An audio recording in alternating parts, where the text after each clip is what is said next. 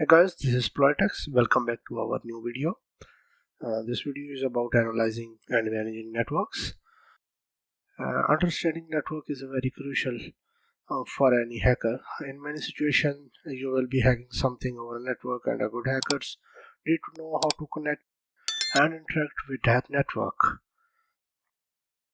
So let's move to our utilities. So you will have a better understanding about analyzing the network. Let's open the terminal here. And so our first utility is IWConfig. Here is a detail of our network. ETH0 is a Ethernet connection which has IP of this. LO stand for loopback address, which is a localhost address. So if you are connected with a wireless, there will be a WH0, something like that, for wireless connections. IWConfig is a basic command for examining and interacting with the network interfaces. You can use it to see how many interfaces are connected, which is your interface which you are using. When we will analyze this interface which we are connected to, so here is a IP of my system, which is obviously a local assigned IP. It is a IPv6. It is a broadcast address, subnet mask of my network. And here is something important. I have my MAC address which is issued by this NIC. It is a basic information about my network card which is connected to my PC. So this is giving me a basic information about my card. So if you are using any wireless network devices, you can check it using IWConfig. It's saying I don't have any external wireless devices connected to my network. So here is the introduction of how I can check the devices connected to my network, especially the internet card or any wireless device. So let's clear this one more time, and now we will go to changing our network information. Let's say you want to change your IP. So in that case, you have to know what is your interface. I will type it here.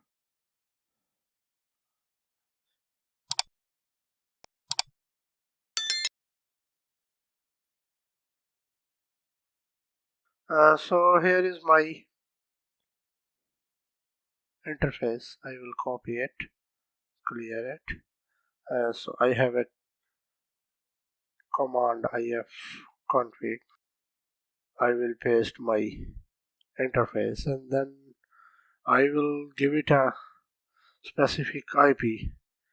You have to know what is your IP and how you can change it within your range. So I have a specific IP. I want this IP to be changed. It is saying operation is not permitted. Maybe I have to change it to. So let's check.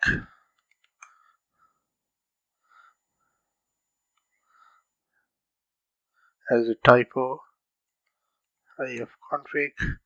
So now my new IP is a specific IP which I have changed. It is exactly the same.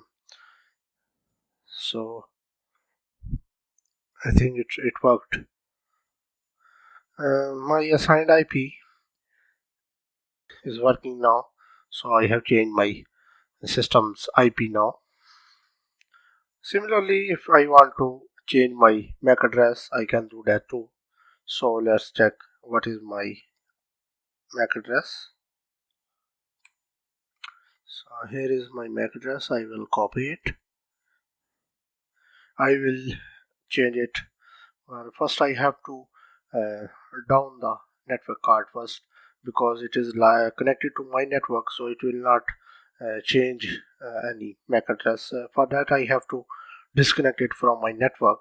So I will write a simple command IWConfig, then my interface name ETH0, then I will say it will go down. For that I will need a sudo permission here.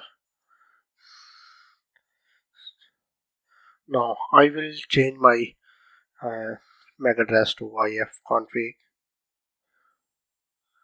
Yeah, you can see it is saying my internet is disconnected now, as I have disconnected my interface.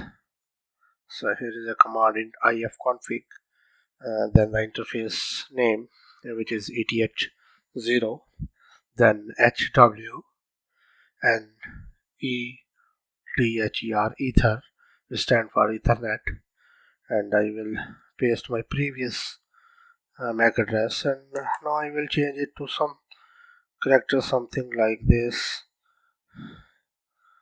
Okay,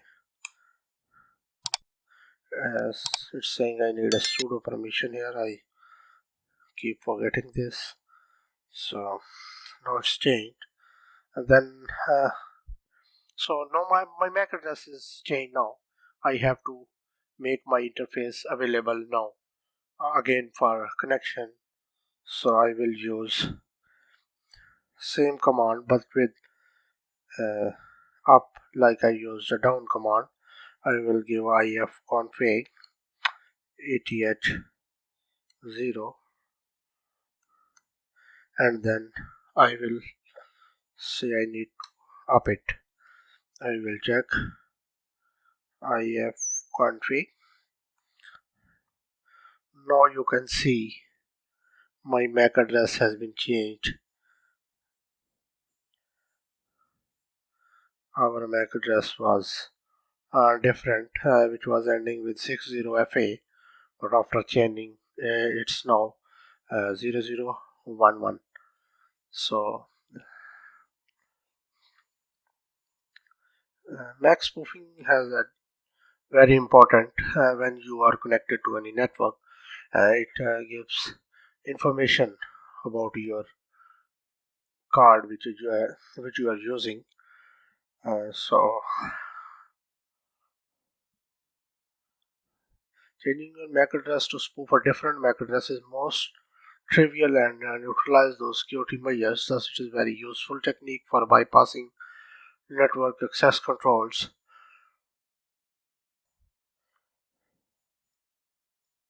Clear the terminal now. Next, we will be assigning a new IP address from DHCP server. Linux has a DHCP server that runs as a daemon, a process that runs in the background called DHCPD or the DHCPD daemon.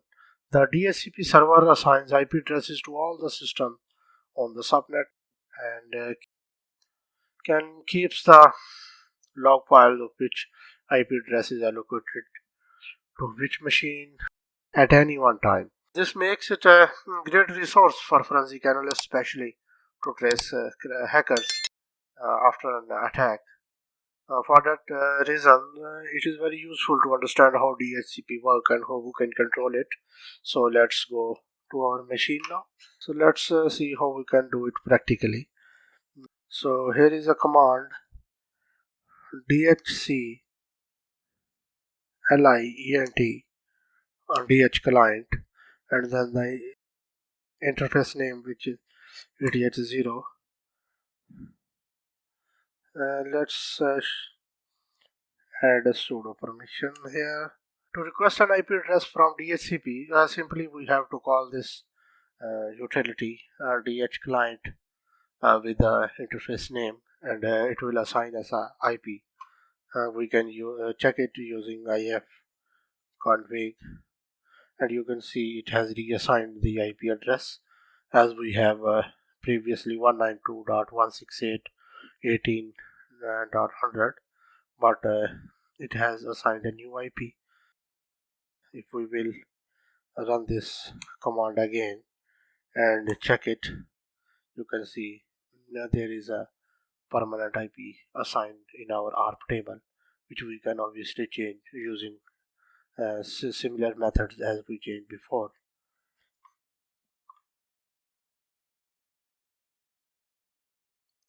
Next, we will be seeing how we can manipulate the DNS server.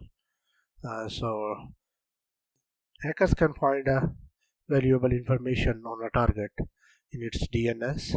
DNS is a critical component of internet that, although it's designed to translate domain names to IP addresses, a hacker can use it to gather information about the target. If I will ping the google.com, you can see here is a domain name, but on the back end here is a DNS working which is converting this to the specific IP 142.250.181.74. The DNS basically is converting or translating a domain name to this IP and this IP to this domain, vice versa. You can know there are millions of IP addresses and we can't remember these IP addresses. So here the DNS a very proper solution for that. So we now have to remember and save the only domain names which are easy to remember and recall and share with each other. A DNS server converts the special domain name to a specific IP which is unique and only assigned to that domain. It is important for hackers to gather information about a specific domain when they are going to reconnaissance and gathering information about different targets. So one of the most useful commands for hackers is a dig, which offers a way to gather DNS information about the target domain. The stored DNS information can be very valuable for early reconnaissance. The information could include the IP address of the target name server, the target email server, and potentially any subdomain of the IP addresses. Enter dig google.com, and we have already done that. Ping it first. For instance, let's we use the command for google.com, and it is giving us a specific information.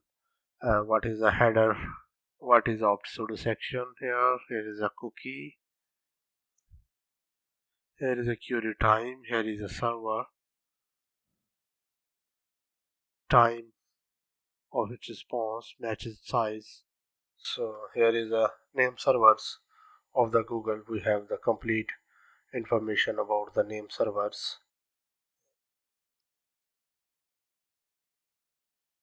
NS3, NS1, NS2, NS4, all the information about name servers is here using the command dig domain name and NS as a flag. Similarly, if you want to gather the information about MX server, which is used for mailing servers like MX, I can query that and it will give me the mail server records. The cookies, additional headers, SMTP. Here is the SMTP server here. A records, AA records. All of the information related to any server is available using this dig as a domain name and then MX as a flag. Previously we have used NS as a flag and now we have used MX as a flag. You can read a documentation of this dig utility for more informations. Next we have a command of ARP. We know there is ARP table which is maintained by our network device.